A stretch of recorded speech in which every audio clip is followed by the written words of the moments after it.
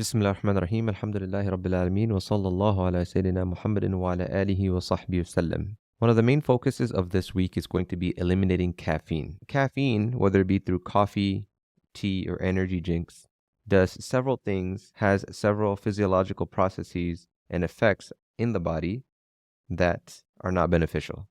One of the things is that it doesn't actually give energy. It actually masks the feeling of being tired. So if you're tired, or if you haven't had good quality sleep or not enough sleep, you're going to be tired. And like many of us do, we drink a cup of coffee or tea to give us energy. But what it's doing actually is it's masking the chemical signals that your body's making and giving to the brain that, hey, I'm tired. So it actually blunts and cancels those signals out. So you have a relative feeling of energy, but rather what's really happening is you cannot feel the feeling of being tired. Now, if that continues, what you're doing is you're having chronic deprivation of sleep.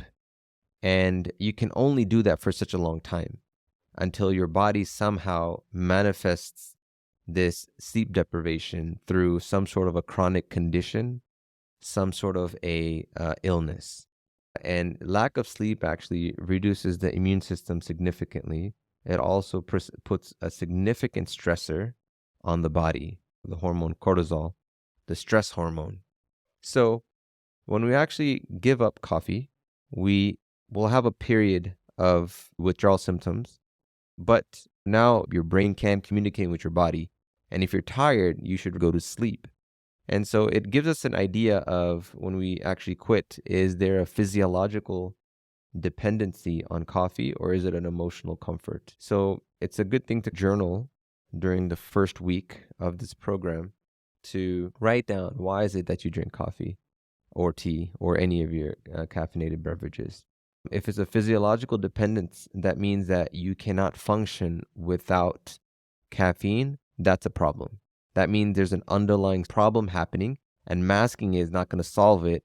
Rather, it's just going to prolong and worsen the situation before it becomes something significant. Or if it's an emotional comfort or something that you like to do, right? So it's good to differentiate the two. And those who drink coffee or tea as an emotional comfort, but then they do it regularly, like every day, can and most likely have a physiological dependence on it as well. So we'll come back to that in a second.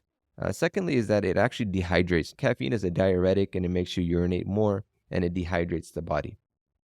It also increases the stress hormone cortisol, which further impairs insulin. If you remember, insulin is trying to decrease blood sugar levels. And so this whole intricate balance of insulin and blood sugar is inhibited by intaking caffeine. You can take a look at the previous video, the initial Hayat al-Tayyiba's Cure Chronic Condition 6-week program video for the physiology of what happens with insulin and glucose and what the body does to get a better understanding. Caffeine also causes anxiety. Anxiety can be subtle. And as the blood caffeine levels lessen throughout the day, your body is having not overt or obvious withdrawal symptoms like a headache or fatigue, but it may be subtle. So it may be subtle background anxiety that you're feeling. And spiritually, it activates the talking mind, or in the Islamic spirituality, we call that the nafs. And so it could be argued that it's making one's spirituality more difficult by activating the talking mind. It also blunts internal physical, mental, and spiritual awareness. There's too much background noise internally. Caffeine is a stimulant and it inhibits, it blocks off the communication from the body to the mind. And one can argue that one lessens in one's internal awareness of oneself.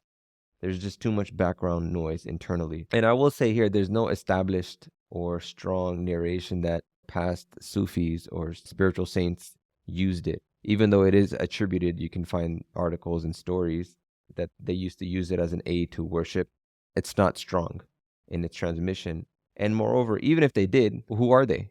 Are they any particular authority such that we should follow them? And so we can't make that argument. So how exactly to quit coffee? There's two methods. There's the abrupt method, and some people find this better. They just want to get it over with and just go through it.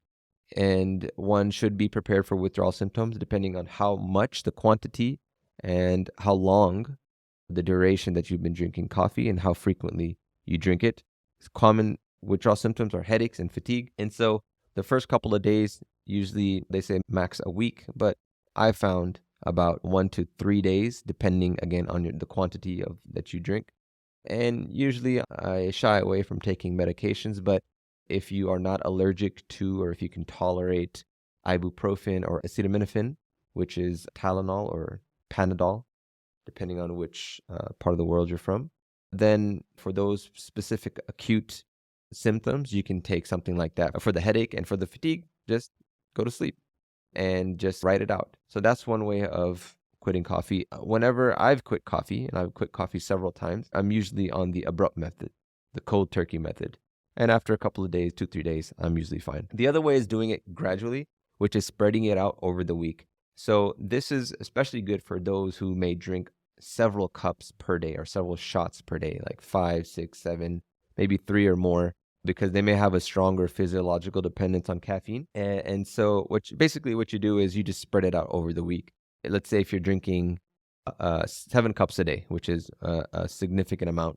So every day you would just go back 1 cup. And then by the end of the week, you should be on the last cup. And then the next day, then you actually stop it. And you may have some withdrawal symptoms, but they won't be as severe. They're definitely tolerable. And during these times, you want to drink a lot of water because that's going to keep you hydrated. There are obviously several benefits of quitting. Once the withdrawal symptoms are over, you're going to notice better sleep. There's obviously less stress on the body from the cortisol hormone. Therefore, there's going to be better insulin and glucose sugar regulation. You're better hydrated. Caffeine, as we mentioned, is a diuretic.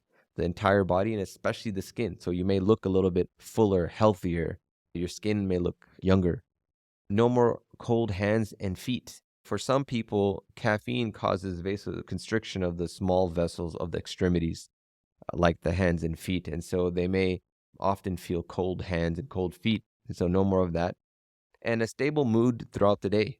So instead of your mood fluctuating based on how much or where your body is at in processing caffeine, your moods, you may get more or less cranky throughout the day, but here there's a stable mood and that less anxiety and less internal background noise from the talking mind and just from caffeine. So caffeine is categorized as a drug.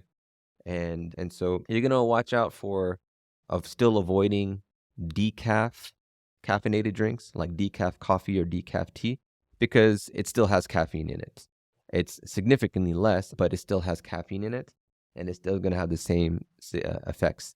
They may be subtle, you may not notice them, but during this program, we're going to completely remove all of caffeinated drinks and also no decaf caffeinated drinks. So it still has caffeine in it, and also chemical solvents actually are used to make decaf coffees and teas. So they'll wash it with ethyl acetate or methylene chloride to remove the caffeine. You can get water-based decaf drinks, or like beans, for example, or coffee or tea, which it's healthier.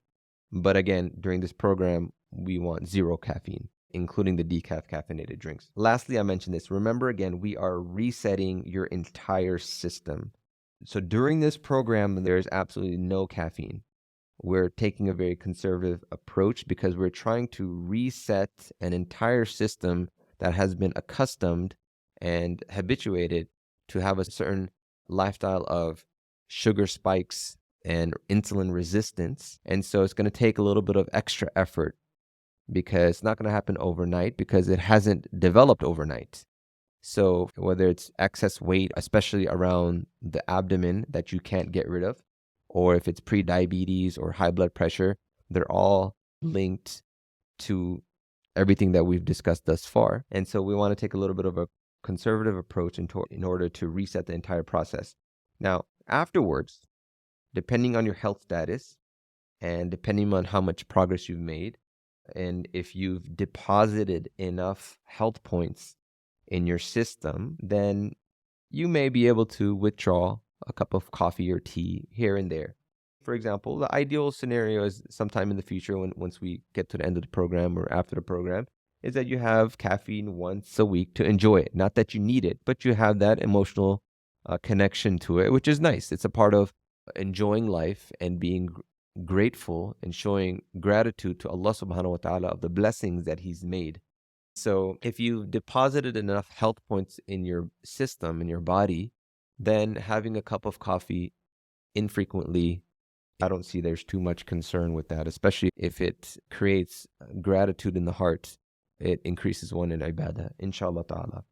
And that is about caffeine.